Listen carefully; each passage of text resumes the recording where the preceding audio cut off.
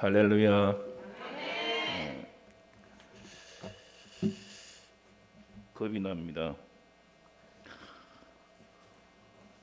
제가 있던 교회보다도 다 젊어서 교회가 젊기 때문에 제가 겁이 나요.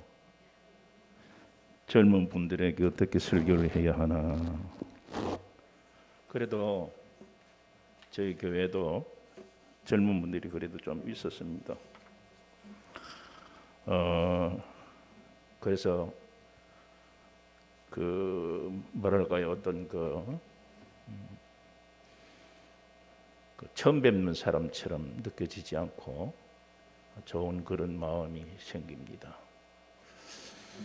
제가 좀 벗겠어요. 제가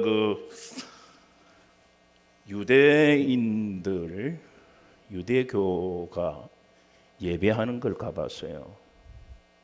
가보니까 저기 어디야, 선한목자교회라고 있는데 부산에, 거기 목사님이 유대인들인데 유대교를 섬기다가 개신교로 바꾼 분들을 초청을 했어요. 한 30명. 그래서 이제 왔는데, 어머니가 유대인이면 자식도 유대인이에요. 아버지가 유대인이, 우리나라에는 아버지 중심이지만 유대는 안 그렇습니다. 유대인들은 어머니가 유대인이면 아버지가 어디 사람이든지 관계없이 유대인이에요. 우리가 잘 알듯이 디모데 같은 경우 그렇잖아요. 아버지는 헬라 사람이고 어머니가 유대 사람이었기 때문에 그런 부분이 있습니다. 유대인들이 참 찬양을 하면서, 오늘 이 교회가 유대인들이 정말 찬양, 개신교적인 그런 부분을 가지고 찬양을 하는데 그게 떠오르더라고요. 제가 그들이 유대교를 섬겼던 사람들이지만 그러나 개신교를 바꾸고 선한목자교회에서 초청을 해서 와서 자기들이 하는 예배를 보여주겠다고 하면서 하는데 찬양이 뜨겁고 또 여러분들처럼 그렇게 하더라고요. 전통적인 그런 보수적인 예배는 그렇지 않잖아요. 옛날에는 땡 치고 그 다음에 이제 시작을 하죠. 그렇게 해서 찬송가 1장에서 5장 아니면 10장 안에 선택을 하고 그래가지고 쭉 부르고 그랬습니다. 근데 오늘 예배를 여러분들이 드리고 있는 모습을 보니까 살아있는 교회구나. 그리고 여러분 더더욱 또 제가 바라고 싶은 것은, 지금 모든 사회나 전 세계가 참 어렵습니다. 그런데 가장 많은 타격을 받는 사람들이 젊은이들이에요. 그래서 앞으로 제가 생각을 해보면, 이제 다 내일부터인가 이 마스크도 다 해제가 되고 다 거리두기도 해제가 된다 하는데, 그 가운데에서 가장 많이 가슴 속에 응어리져 있는 것이 풀어져야 할 사람들이 젊은이들이에요. 젊은이들이 아직 그 안에 있던 모든 것들을 터뜨리려고 하면 뭔가 계기가 있어야 됩니다. 오늘 예배에 참석을 해보니까 여러분들이 정말 가지고 있는 그 뜨거운 열정적인 그 모습을 젊은이들에게 전해주면 좋겠다 싶습니다. 교회는요, 목회자의 연령대에 따르게 되어 있어요. 왜 제가 나이 드신 분들을, 제가 나이가 많거든. 그래서 나이 드신 분들이 많이 와요. 근데 이 교회는 젊은, 목사님도 젊고 사모님도 젊고 하기 때문에 여러분들이 젊은 그 열정을 교회를 통해서 가지고 있는 그걸 가지고 있지 말고 밖으로. 지금 많은 젊은이들이 아파하고 있습니다. 사모님이 또 치유센터를 가지고 있고 저도 치유센터를 이제 계획을 하고 상담은 하고 있지만, 그러나 대부분 이 상담하러 오는 분들이 젊은 분들이에요. 이들이 참 많이 아파하고 답답해하고 늘 마음 가운데 뭔가 응어리진 것처럼 있구나. 그걸 제가 상담하면서 느껴요. 여러분들이 가지고 있고 여러분들이 알게 된 이 예수 그리스도를 증거하고 전하는 젊은 분들이 되기를 축복합니다. 참 좋았어요. 오늘 말씀 가운데에 예수님의 제자들이 부활하신 예수님을 만나고, 그리고 만나고 난 뒤에 성전에서 기도하고 뜨겁게 열정적인 모습을 보여줍니다. 패션 오브 크라이스트라는 영화가 있어요. 그 영화를 보면 그 패션이라는 것이 바로 열정이라는 말이잖아요. 예수님의 열정. 예수님이 어떤 열정을 가졌을까? 그 감독이 멜 깁슨인가? 그래서 그 사람이 어떻게 제목을 붙이나를 고민을 하다가 예수 그리스도는 이 땅에 오셔서 십자가에 못 박히시고 죽으시고 난 뒤에 부활하실 때까지 가지셨던 그게 뭘까? 복음이라고 우리가 보통 말하지만 예수 그리스도를 통해서 이 멜 깁슨은 패션이라는 것을 알았다는 거예요. 열정.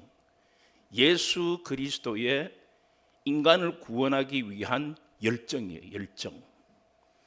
그래서 그 열정 속에 담겨 있는 예수 그리스도의 그 모습이 바로 그 영화를 통해서 이 멜 깁슨이 표현하고자 하는 예수 그리스도를 표현했다는 거죠. 사랑하는 성도 여러분, 여러분들도 마찬가지로 내 가슴 속에 뜨겁게 찬양하고 기도하고 그러는 어떤 모습들이, 이것이 밖으로 나아감으로 말미암아서 나의 열정을, 예수 그리스도의 열정을 사회에서 아파하는 그들에게 전해주는 복음이 되어야 됩니다.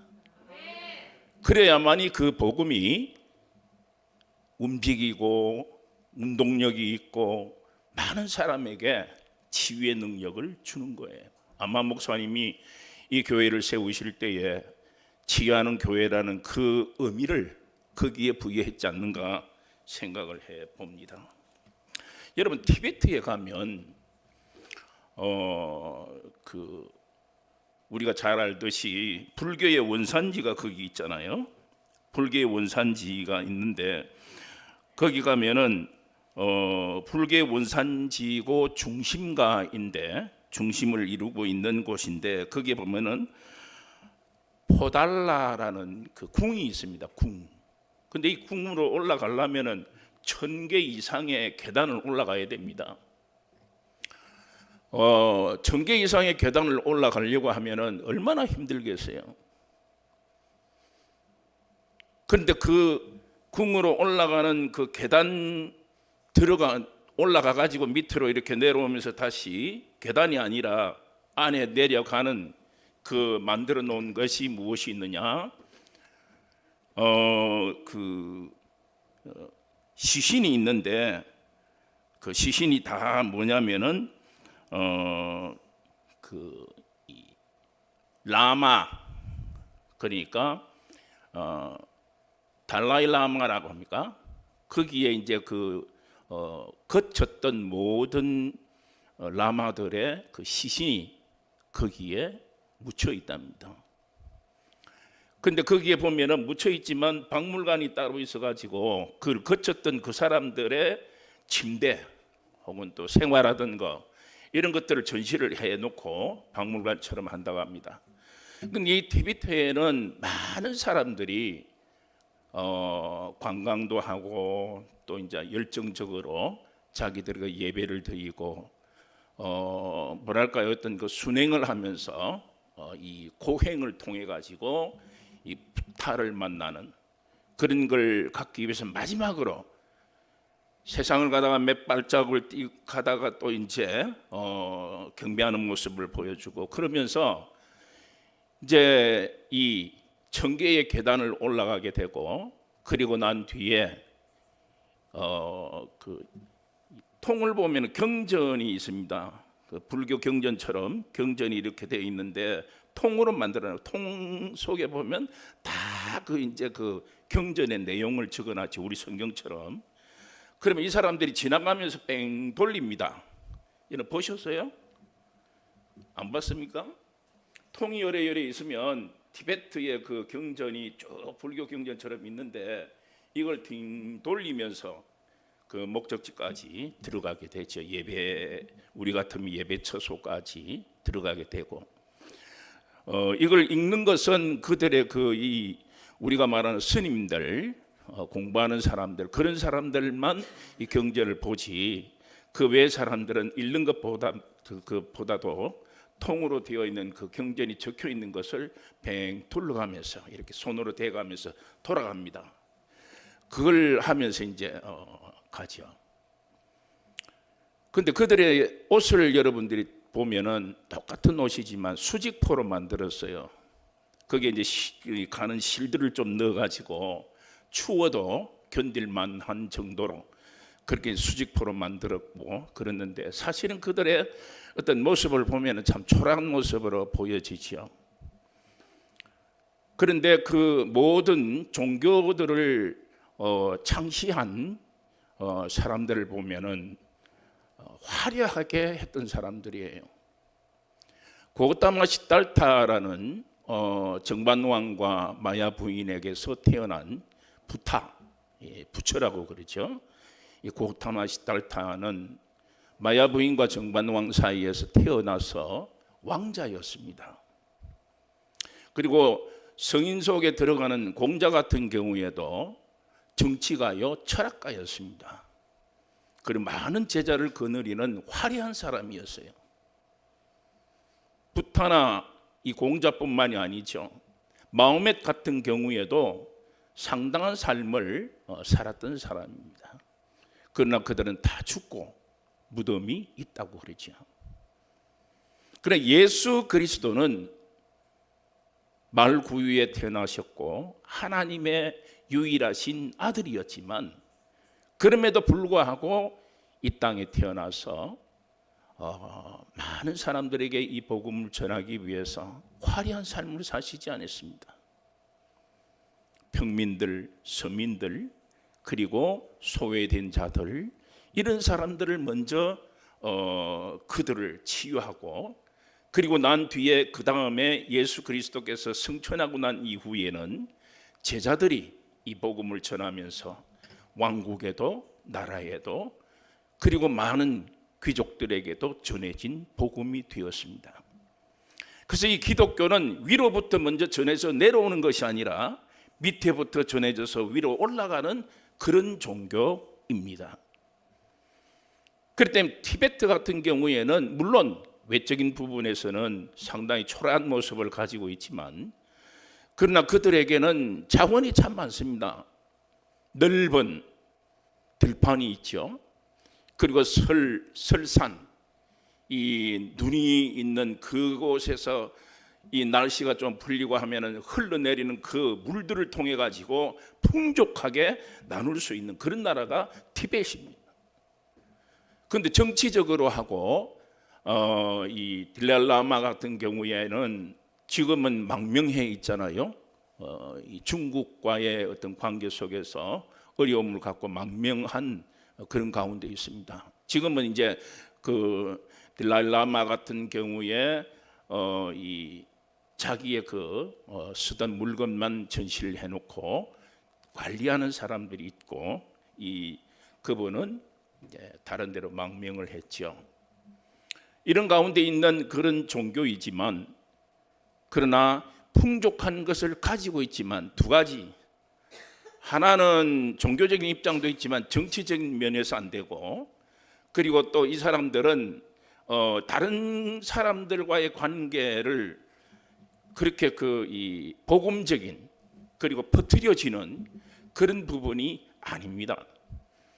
그렇기 때문에 보면은 빈곤하고 그리고 여러 가지 그런 부분에서 게으른 표현처럼 살아가고 있죠. 그러나 여러분, 기독교는 아닙니다. 기독교는 어떻습니까? 처음에는 어렵고 청교도들이 그 신앙을 지키기 위해서 아메리카 대륙을 발견하고 그곳에서 인디언과 싸우면서도 나중에는 인디언과 관계가 굉장히 좋아지죠. 그러면서도 지켜진 복음. 그래서 이 미국이라는 나라뿐만이 아니라 그 주변의 나라들이 되었고 유럽 쪽으로는 이 기독교가 풍성한 복음을 전하게 되었습니다. 그때는 뜨거운 그런 모습을 가지고 있죠. 사랑하는 여러분, 예수 그리스도의 복음, 예수 그리스도의 사심, 예수 그리스도의 죽음을 통해서 다시 부활하신 그것은 단회적이 아니었습니다. 끝나는 것이 아니고 단절이 아닙니다.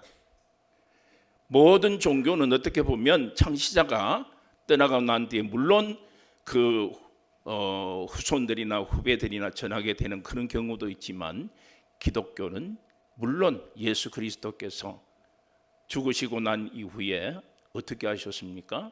40일 동안 사셔서 이 땅에 계셨습니다. 그러면서 의심하고 마음 아파하고 어찌할 줄 모르는 제자들을 찾아다니면서 내가 살았노라,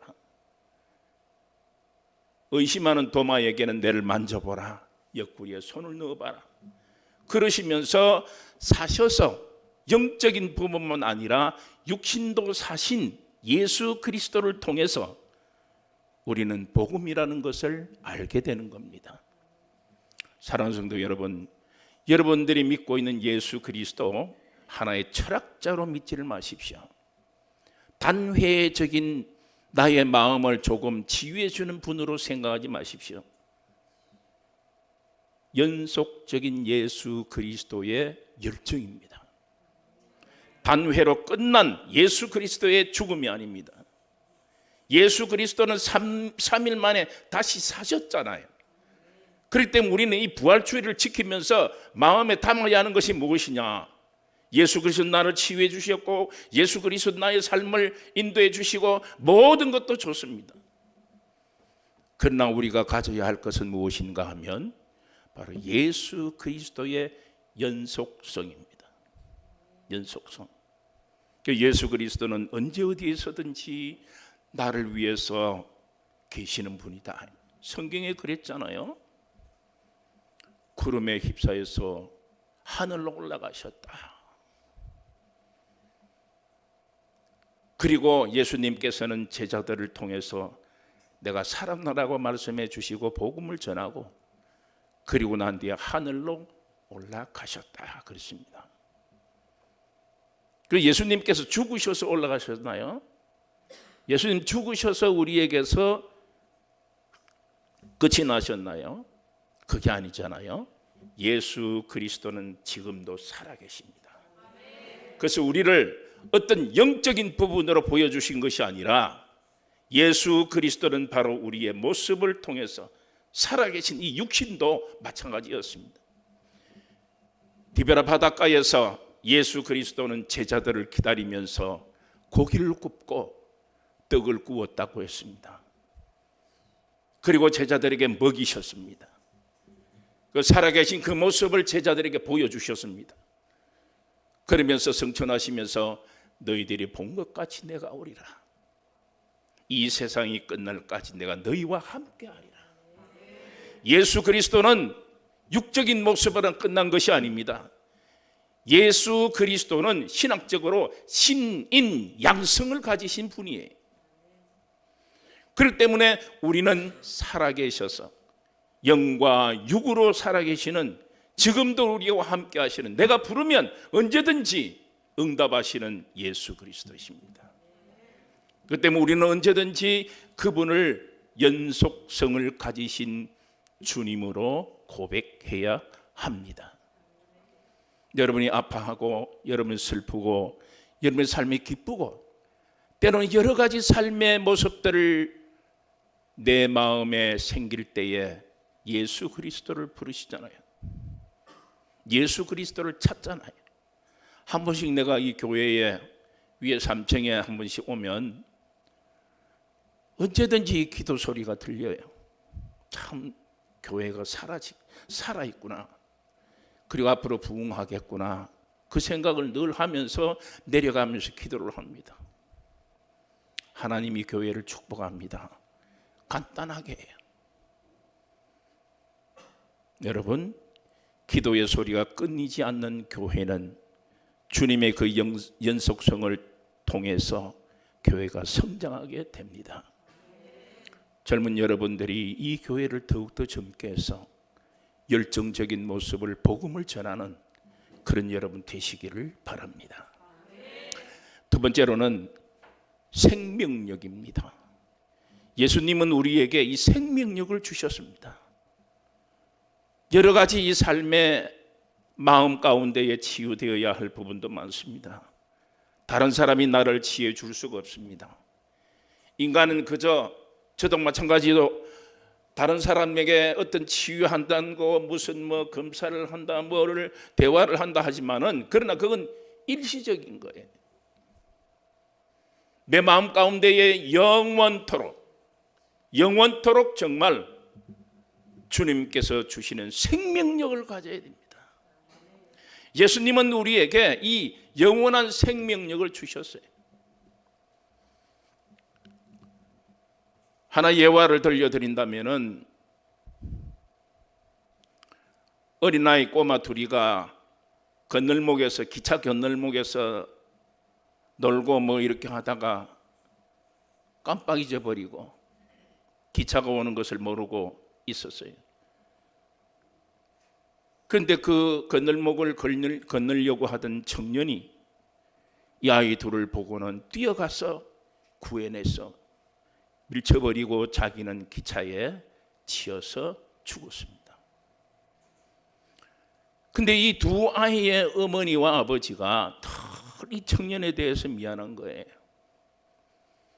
그래서 그 어머니를 찾아가고 청년의 어머니를 찾아가고 아버지를 찾아가서 그 집에 가가지고 너무 미안하다고, 우리 아이들을 살려주신 건 내가 어떻게 보답하면 좋을까, 그런 마음을 보여줬습니다. 그때 이 어머니의 마음을 전달하면서 그 꼬마들의 어머니의 손을 잡고 말합니다. 우리 아이가 당신의 두 꼬마를 위해서 희생됐지만 당신을 위해서 희생된 분도 계십니다. 그랬어요. 예? 저를 위해서 희생한 분이 있다고요? 그래서 이 어머니는 예수 그리스도를 전했습니다. 예수 그리스도를 전하고 난 뒤에 그 다음에 이 꼬마들의 어머니가 차츰차츰 교회를 다니면서 예수 그리스도께서 나를 위해서 돌아가셨구나, 예수 그리스도께서 그의 열정, 십자가를 지겠다는 그 열정이 나를 위해서 있으셨구나, 그걸 알게 되었습니다. 그리고 열심히 기도를 하면서 예수 믿다가 죽은 그 청년 틀림없이 하나님 나라에 계실 것이다, 내가 그러면 가서 나도 하늘나라에 가게 되면 그분을 만나서 고맙다고 이야기를 해야 되겠다, 그 마음이 생기는 거예요. 그래서 열심히 교회를 다녔다는 이야기가 있습니다.